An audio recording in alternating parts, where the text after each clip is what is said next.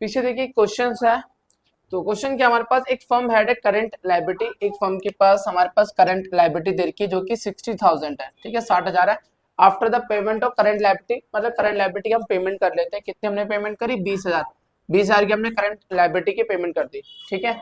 अच्छा, उसके बाद हमारा जो करंट रेशियो जो रहता है, मतलब आफ्टर द पेमेंट, ठीक है, हमारा करंट रेशियो क्या है, 3.25:1, ये हमारा रेशियो मिलता है, मतलब जो न्यू रेशियो होता है आफ्टर करंट लायबिलिटी के पेमेंट के बाद।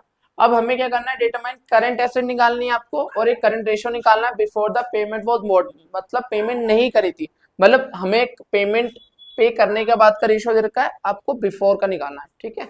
सो कैसे करेंगे, तो एक काम करते हैं यहाँ पे, जैसे हमारे पास आफ्टर का दे रखा है ना, तो यहाँ पे हम लेट कर लेते हैं, let the current asset after payment, after payment मतलब जो करंट लायबिलिटी हमने पेमेंट करें ना, तो मान लेते हैं एक्स कर लेते हैं, ठीक है।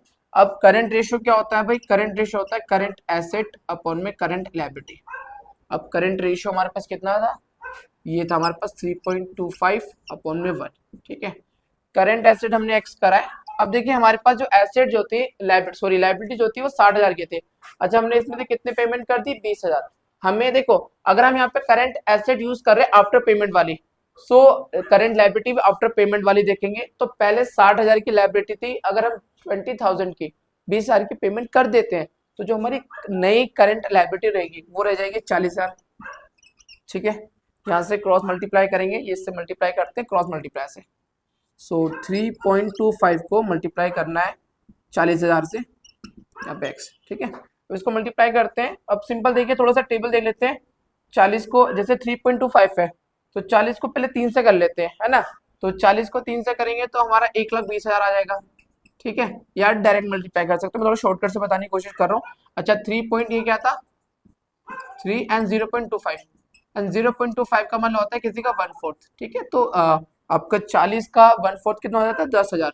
तो टोटल जो हमारी जो मल्टीप्लाई करके जो वैल्यू आएगी वो 1,30,000, ठीक है। मैंने इसको ना देखो शॉर्टकट में करा है, आप डायरेक्ट मल्टीप्लाई कर सकते हो, 40,000 को 3.25 से मल्टीप्लाई करो, आपकी वैल्यू आ जाएगी।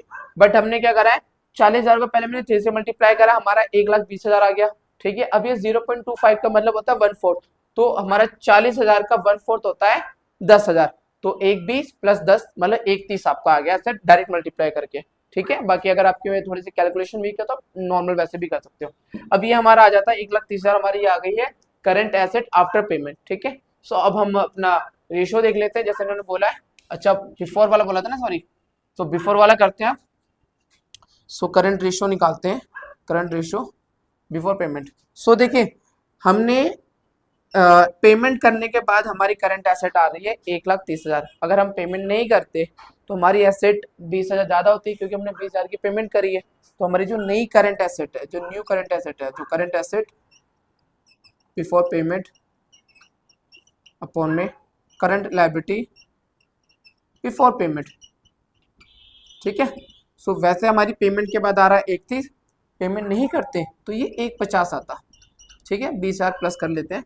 इसके बाद हमारी पेमेंट ना करने से पहले लायबिलिटी थी 60,000, 60,000 से 0 कैंसिल, एंड अब यहाँ पे हमारा आता है 15/6।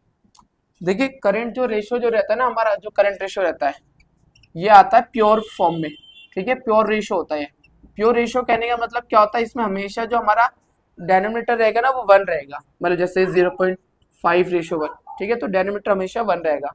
सो यहाँ पे इसको करते हैं 6 से करते हैं, 6 बन जाए 6, 2 टाइम में 12 गया, ठीक है। 3 30 बन जाएगा 5 टाइम में। सो रेशियो हमारा आ जाता है 2.5